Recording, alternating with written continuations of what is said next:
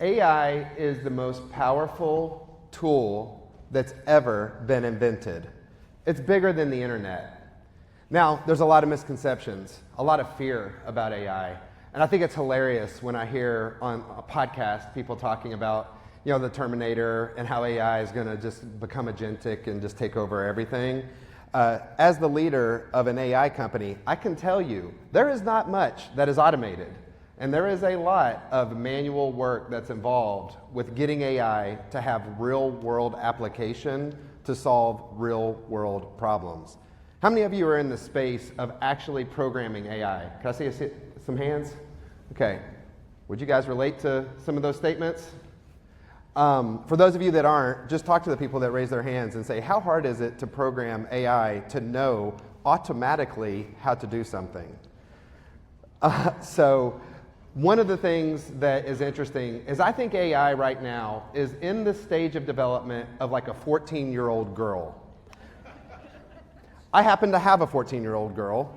Her name's Haven, and she's awesome. However, as a 14-year-old girl, I can still train her a little bit. I can train her to wash the dishes. I can train her, hey, you should, not do that, or you should do that. And she kind of listens to me. Now, 4 years from now, when she's 18, I hope that training takes root and that she becomes a thinking human. That is, wouldn't that be nice for those of you that have 18-year-olds? That can do good for humanity, that can provide value to the world, that can make decisions that value life. AI, at some point, could end up thinking on its own. So the people that are training it now, for everybody that you saw that raised their hands, it is so important that we train AI to do good. We train the models to help save lives and value life. We train the models to do things that solve big problems. One of my favorite podcasts is called the All In Podcast. It's awesome, right? David Sachs is my favorite speaker. And every time I hear David Sachs talk about the future of AI, and he says, are we in an AI bubble? And all these guys invest heavily in AI. We might be in an AI bubble. And there's no doubt there's a lot going on, much like the dot-com bubble. But some of the dot-com people really did well out of that dot-com bubble.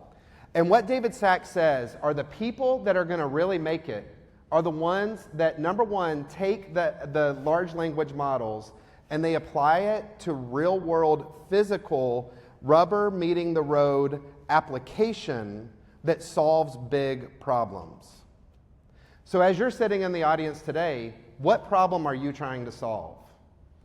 At SafeSpace Global Corporation, Scott Boroff and myself sat down about 2 years ago, and we looked at rebranding the entire company. We were called Healthcare Integrated Technologies. Scott invested in the business for several years, put millions into R&D, and at first it was fall detection with just senior living. And as you guys know, here in Nashville, unfortunately with the Covenant school shooting and then with the Antioch school shooting, we were literally having a company meeting, one exit down from Antioch the day of that shooting. And we just committed to each other, we were going to raise $10 million, rebrand the company, go through a FINRA-approved name change, which is about as fun as having a colonoscopy. And we changed our company name to SafeSpace Global and opened up the vertical for schools because it's such a big problem. Our mission is we help save lives. And training AI, the most powerful tool ever created to help save lives, is something that we're so excited about. I wanted to give you guys two case studies of how to take AI and think of how to integrate it into hardware. In other words, making it multimodal and making it where you can really put it into a real-world application. The first thing is we decided to go with physical safety AI. And there's a huge gap in this arena. There's been over 1,250 school shootings in the past 10 years. There's been 150,000 seniors with dementia that have eloped in senior living facilities. It takes 4 to 8 minutes for police to respond to an incident. We can do better than that. Technology exists now to eradicate the possibility of school shootings. What we decided to do is to take both the two most vulnerable populations and to pour all of our resources into helping protect children and the elderly. Now, once we have that, we're going to expand, but we had to start somewhere, and that's where we decided to go. So with the weapons detection, there's a lot of competitors out there, and as you're thinking about what you're going to do to build out your AI, it's always great to start with your macroeconomics, start with your core ecosystem, and then take that ecosystem and grow it. So in other words, for us, it was Vision AI. We wanted to specifically hone in on Vision AI, so object detection, notification, and alerts and notifications, which then ties into the multimodal partners. We don't want to be in the door locking business. We don't want to be in the hardware business. So choosing the area you want and making it real easy to work with other people was the route that we took about 2 years ago. Result of that is now we have AI detection for weapons tied to facial recognition. So it's a multimodal approach. Second is you have to be accurate, especially when you're dealing with human lives. So putting a human in the loop is super expensive, it's hard, but it's worth it if you want it to work. So then you need to find the best partners. So we spent about a year looking for incident management partners. How many of you have AI integrated with a partner right now? Just a show of hands. That's pretty good. That's about a quarter of the room. So if you're looking for a partner, isn't this a good networking opportunity to meet other integration partners? It totally is. And that's how we met some of our partners, are at events like this. So Scott actually met a guy named Ivo that owns 911 Inform. They're in 700 schools, 13,000 buildings, and they're what we think is one of the best incident management school incident management companies. So what they do is when you call 911 and an event is happening, it locks the school down, it calls 911, it routes them to the school. The police officer has a pane of glass that shows where the incident is happening, and that's their product. We have successfully integrated AI where now you don't have to call 911, but our AI will see the weapon, alert the human in the loop, then lock the school down, and it is game-changing for them, and it's game-changing for us. From there, we looked at how fast can we speed this up, and when we were meeting with Ivo and their team, they said, when it comes to school shootings, seconds matter. So we also said, hey, concealed weapons are the thing that is the future. So we went on a journey literally around the world. And if you're looking for integration partners, here's what I would encourage you. It's worth the effort, it's worth the time, it's worth the money. We flew to Singapore, we flew to India, we flew to New York and Las Vegas trying to find concealed weapons detection. We thought it didn't exist until Senator Marsha Blackburn sent us an introduction to this company, BMRT, that has the technology that can spot an AR-15 from 500 feet away inside of a car. I'll let that seep in for a second. We have an LOI for the exclusive in schools with this technology. Now, there's a gap between where it's at now and what our technology is now, and it actually working, and we're raising capital towards that right now, but we will solve that problem. And that is how you have a comprehensive solution where you can't take a weapon inside of a school perimeter because you know the weapon's inside the car. AI tags the license plate reader, AI tags the facial recognition, AI hits the human in the loop. They can lock the school down, route the officers there before the person even takes the gun out of the car. Next is elopement prevention. When you think of elopements, I think of my grandmother. She is in a senior living facility down in Chattanooga, Tennessee, and when we go visit her, she says, you know, I think I'm gonna go to Cracker Barrel for lunch today. And I go, Grandma, Cracker Barrel is about 5 miles away. That is not a good idea.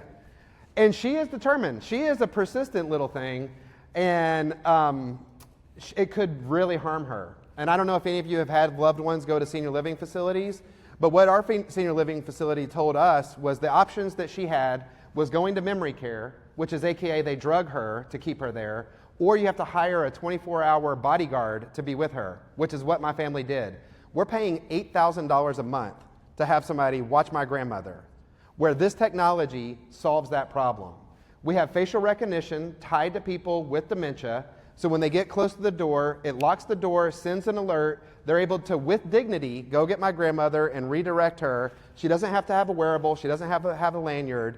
And those are the type of problems that AI can solve here today.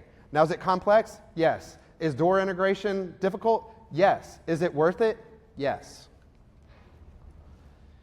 So when you think of your multimodal approach, think of the very most simple things you can do. So if you were to rewind from 2 years ago and say, what were the mistakes we made? We tried to conquer the world in a day. So we picked 4 verticals, we picked 20 use cases, and we're like, we're doing them all. We went and hired 40 people in India, we opened up an office in India, and it was just like trying to take the world by storm. And what we realized was narrowing it down, focusing actually in your backyard first, and starting in Nashville. So we launched the Tennessee AI Center of Excellence 2 weeks ago out in the Nations. We brought our team all to Nashville, shut down a Singapore office, and said, let's focus on senior living and let's focus on schools. So I don't know if that resonates with any of you that are out there today where you just realize AI can do everything. How many of you have had that thought? Focus is power. In the book Shoe Dog, they talk about Steve Jobs sitting down with Steve Wozniak. Steve Jobs was telling, the CEO of Nike, and he says, cut out the crap. What Steve Jobs did is he took their product line down to just a few things, and then Apple became one of the biggest companies in the world.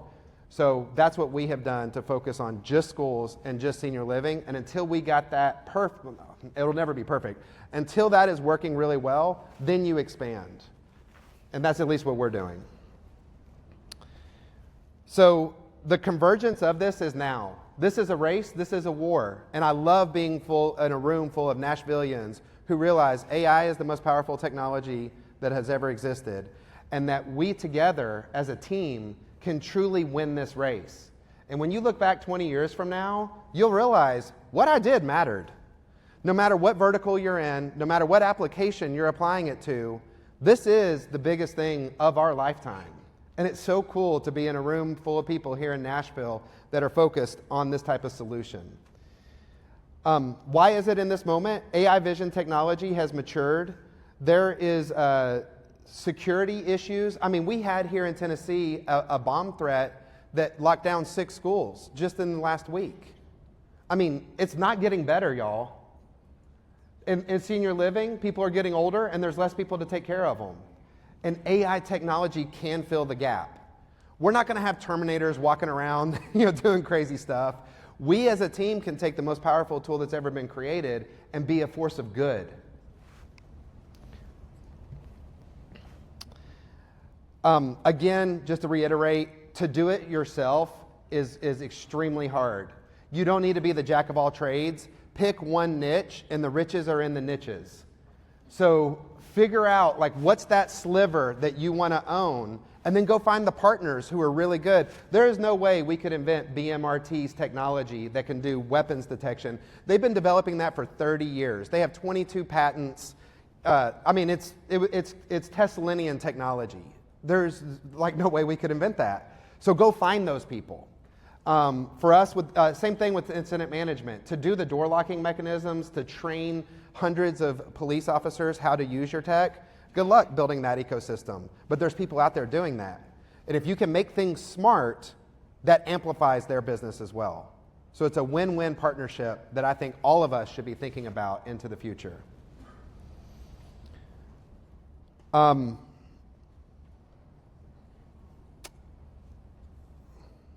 So in closing, what I would encourage each and every one of us to do is to think through your specific passion and the thing that brought you here today. Think of the team that you currently have or the team that you're missing and what would fill the gap between your skill and their skill. And then the most important thing is, what's the biggest problem that you want to solve? And then work relentlessly and never give up at solving that problem. And I promise you, by using AI, even just to ask AI the question and prompt it of what should I be doing in this scenario, and you take an AI first approach towards your business and towards your problem solving, you will look back a year from now, 5 years from now, and have done way more than you could possibly imagine by leveraging the power of AI. So I'm Dustin Hillis. If you guys want more information about SafeSpace, our website is SafeSpaceGlobal.ai. Our stock ticker is SSGC, and we're on the open market on everything besides Robinhood, and you can check us out. Thank you very much.